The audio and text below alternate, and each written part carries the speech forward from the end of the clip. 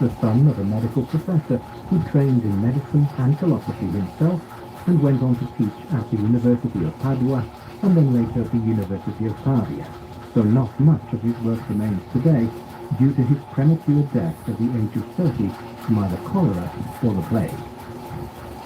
Though many scholars attribute the excellence and accuracy of Leonardo's anatomical drawings to his collaboration with Torre, others point out that Da Vinci had been working on and thinking about anatomy for as long as Marc Antonio della Torre had been alive, and, based on his notebooks, it is believed that Da Vinci dissected more than 30 human corpses.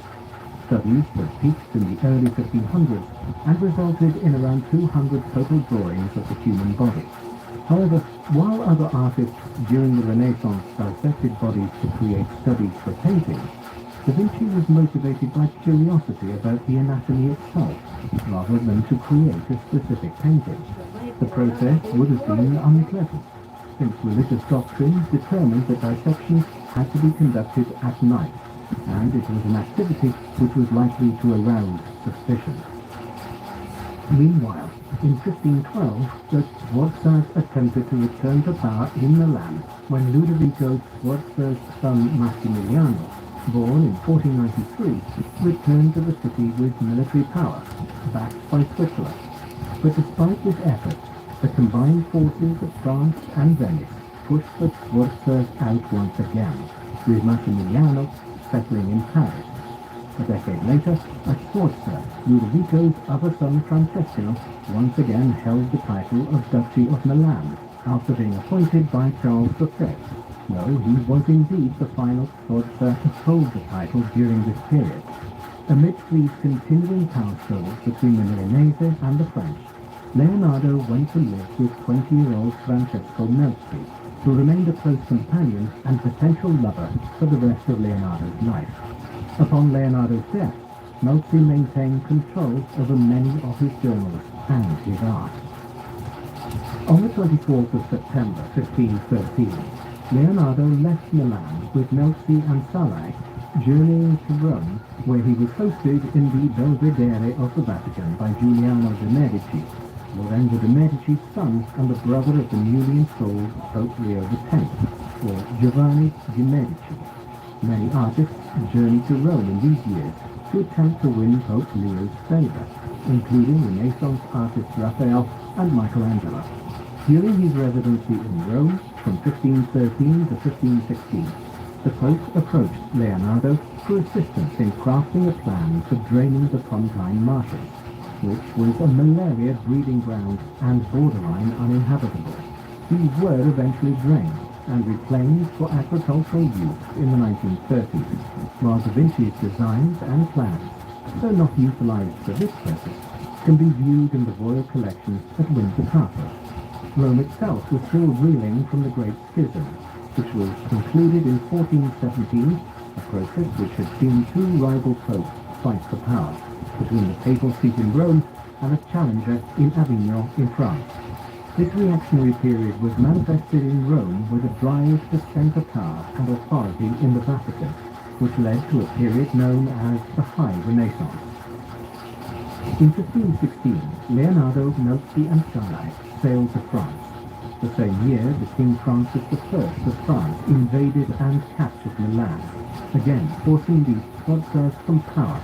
Although unable to find work and patrons in Italy, Da Vinci settled in France and became the official painter for King Francois I of France. Francois, or Francis I, became King of France on the 1st of January 1515, after the death of Louis XII. Francis had wed Louis XII's daughter Chloe shortly before the king's death. Historians write that Francis invited Leonardo to his court purely to converse with him, which, by all accounts, they did every day. While in France, Da Vinci and Necj lived in the small village of Cloud, at a manor provided to them by King Francis, and it was here that Da Vinci created his famous self-portrait drawn in red chalk, now held in the Royal Library of Turin in Italy. The drawings are estimated to be from 1512, depicting Leonardo around the age of 60. Some posit that Da Vinci experienced paralysis leading up to his death from around this time, a claim based on an examination of some of his writings, such as a sheet from October 1517 in the Codex Atlantico, which was written by Leonardo while living in Cluj, a large collection or journal of Leonardo's thoughts and sketches made up of 1,119 sheets, dated from 1478 to 1519. While examining the Codex, scholars noted that some shading lines are ragged and unclear, leading them to suspect that while Da Vinci maintained movement in his fingers, he lost movement of the arm itself. Many of the works he produced towards the end of his life were apocalyptic and concerned great floods and images of brute force. The last days of his life were spent trying to organize his many thousands of pages of notes, which, given their extent, he failed to complete. After living and growing into his later years in France, Leonardo da Vinci died on the 2nd of May 1519, at the age of 57. He was buried at the Church of San Florentin in Amboise, in France.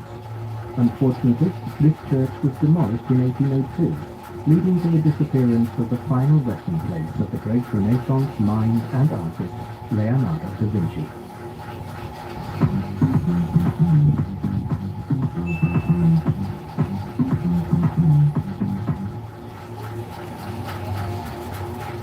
Leonardo da Vinci left to history not only numerous frescoes and paintings, but his notebook, which was said to have numbered around 20,000 pages, but of which only 7,000 pages have survived. Today, some are held in Milan or England, while others have been compiled and published as the Trattato della Pittura. The Trattato della Pittura is composed of 8 books and 935 chapters, and serves as an important source of Leonardo's views on art and art as science, because, interestingly, Leonardo da Vinci expressed in his writings the desire to bridge the gap between art and science, considering it his mission to establish art's respectability as a science. Likewise, he believed art possessed a godlike ability to recreate and distill the natural world. Significantly, these notebooks explore Da Vinci's fascination with water, flight, and dissection to understand the human form. Da Vinci was fascinated with the power of water from a young age, after witnessing the flooding of the Arno River, which may have led him to a greater interest in the destructive power of nature and man's potential ability to harness such power. Leonardo was also fascinated with the possibilities of human flight, and designed what many consider the first parachute, which Da Vinci crashed in 1485. This parachute, shaped like a pyramid, was tested on the 25th of June in 2000 by English skydiver Eugene Hill, and is a success. A leading figure of the high Renaissance, Leonardo da Vinci was a mathematician, architect, and painter who was dedicated to innovation and exploration. He meant exploring within the human body or in the sky, or experimenting with new paintings, though in many ways restricted by his time, such as when he had to repeatedly move around Italy and France to